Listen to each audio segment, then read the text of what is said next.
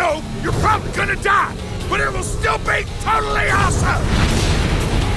Going into Borderlands pre-sequel, I kind of did what I always do with all of my RPGs, and I researched like the classes and the skill trees and how I might level up my character before I even get the game. So when going through and like choosing everybody's skills and seeing how I can level everybody up, I really liked Nisha. I think that's how you pronounce it. Nisha. Yeah. The Lawbringer, and she's got the tool pistols. Awesome. I loved her right away, even though Wilhelm is usually how I would kind of play. And I wasn't really interested in Athena at all. I played her, I think it was at E3, I played her for a little bit. And I liked the different classes and skills in Borderlands pre-sequel. It was really cool to see Athena, the character, with a freaking shield, something we hadn't seen before in Borderlands. But Nisha just spoke to me. Her skill tree was like, this is how you play games, Rachel. Then I realized that actually the way the game is, I don't actually have really a choice. I have to be Claptrap. An annoying robot. Now, that being said, I love Claptrap. He's probably one of my favorite robots of all time. But I love him so much that I didn't want to be him because I like Claptrap for who he is. I didn't want him to be, you know, my version of Claptrap. I just want him to be who he is. But I had to play him because the oxygen stuff doesn't actually affect him. And, you know, as you guys know with my pre-impressions video, I hate the oxygen meter stuff. I hate it! For realsies! Yes, for realsies. Anytime in games where air is limited and you're constantly having to find like an air pocket or just some kind of oxygen thing to fill up your oxygen, it always brings the game down because that's the one thing you're focusing on is where's the next air container? Where am I going to get my oxygen from next? And Borderlands pre-sequel does that all the time. Yes, there are these Oz kits. You can get different ones that give you different perks, but also some that have negatives as well, like shields. It's kind of the same thing. And it's also really hard to play with somebody who is not playing a character who does not need to care about oxygen, because we'll be getting into like a big match and there's all these enemies spawning. It's just like spawn camp city, and all of a sudden, you know, my co-op partner, who is Seth, he's like, oh, I need to just run through and get to the next oxygen bubble, you know, oxygen hut. I can't remember what they're called. Even though enemies drop oxygen a lot, you're also using oxygen a lot because that's how you're doing like your double jumps and your floaty jumps and stuff like that, and your ground pound move. Slam down from great heights to squish your enemies to death. This maneuver is called a gravity slam! Do not call it a butt slam! So you're also draining it a lot, especially in combat. So I'm sitting there having to kill all these psychos, or they're not actually psychos in this game. What are they called? They're like lunatics, skags, no, not skags, scavs, what else? Scavengers and outlaws. Yeah, so they're not really psychos, but still, you're like in this huge fight, and in Borderlands pre-sequel, more than all the other Borderlands, it seems like they're never ending. They just come and they come and they come and come, and then you're just like, enough already. Where are you guys coming from? It takes you forever to clear out a whole patch of them. Anyways, so it kind of sucks because I'm sitting there having to fight while he has to go run off and get some oxygen, go to an oxygen tank meter area, fill it up, and then come back. So that's a downer as well. Also, when you're just running through an area and you're trying to explore, having to constantly, your co-op team member has to go off of your path to refill out a meter. So the oxygen stuff really sucks. I'm really hoping that this was just, you know, Gearbox trying something new and realizing gamers don't want any more of this ever again. Don't ever, especially not an open world game. Borderlands is huge about exploring. Gearbox loves putting Easter eggs and awesome Easter eggs all over the world. If you explore somewhere, you're always rewarded with either really cool loot or just something super funny. And the fact that you have to pay attention to your oxygen constantly makes exploring a huge pain in the ass. Also with Borderlands pre-sequel, the humor just isn't there. I don't know what it is, but it's just not, it's not there.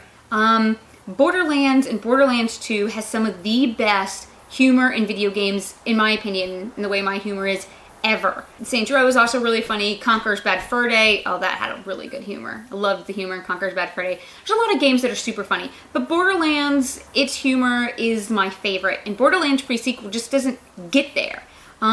It tries, and it gets almost there, and then it stops. Or it feels like a lot of it's just a bunch of inside jokes that I don't get. I don't know if that's because it's done by their Australian team, and maybe a lot of it is Australian humor, which I don't get. I don't know, I just constantly feel like I'm not in on a joke, or that I'm missing something. And that's not something I'm used to with Borderlands. Also, another thing that kind of makes it feel like it's not a full Borderlands title is the world is, I hate to say this, but it's really boring.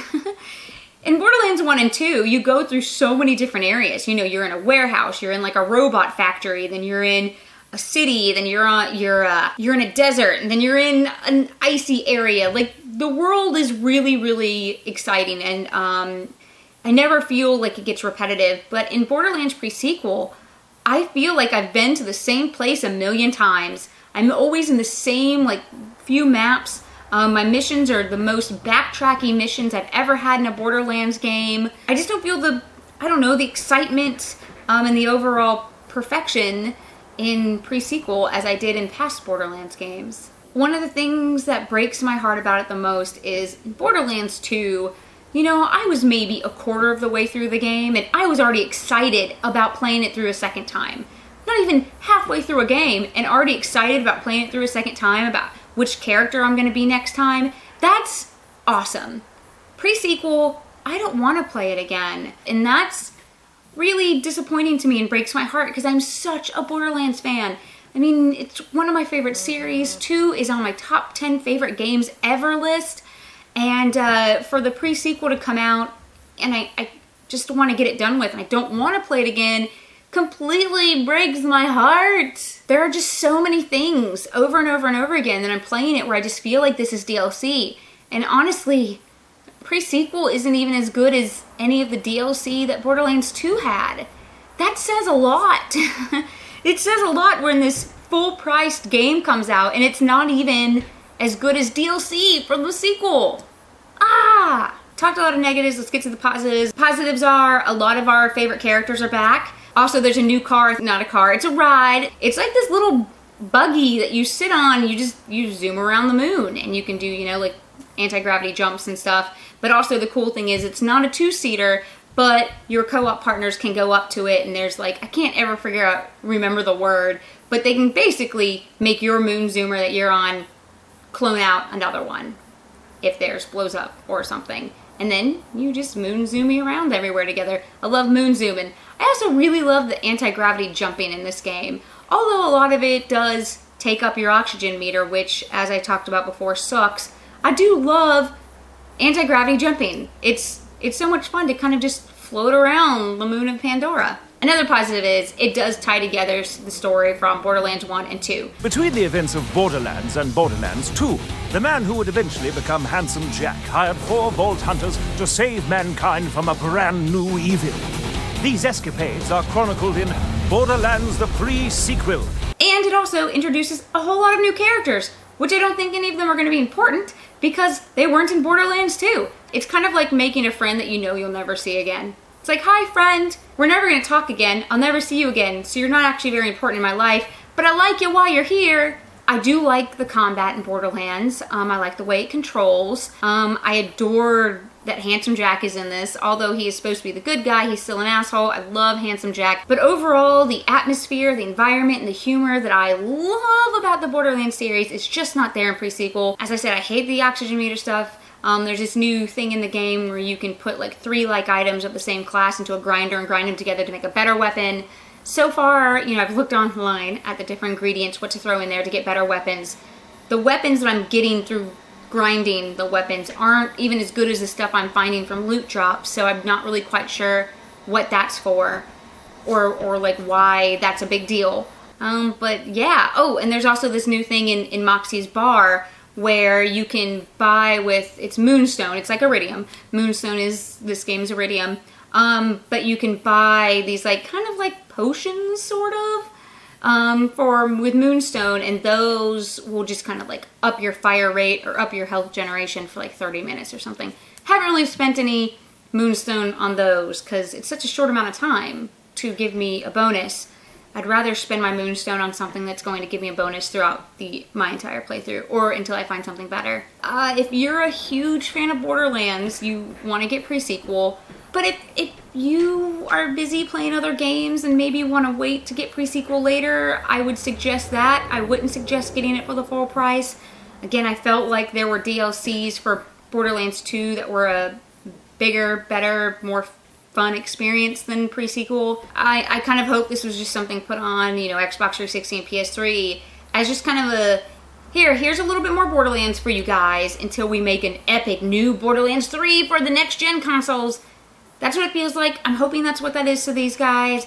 I hope Gearbox was just trying out a few new things and find out what works and what doesn't. And yeah, I hope they get back into their stride. If we get a Borderlands 3, I really hope they kind of find their way back to Borderlands 2.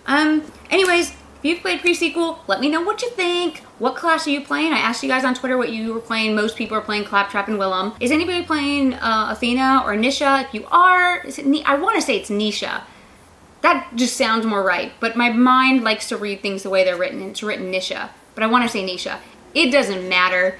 What class are you guys playing? What do you like about them? And what do you think about the game overall? I mean, do you think the experience is worth what you paid for it? Or does it feel more of just like a expansion pack to you guys? Remember expansion packs? Thanks for watching. I love all of you. And I'll talk to you later.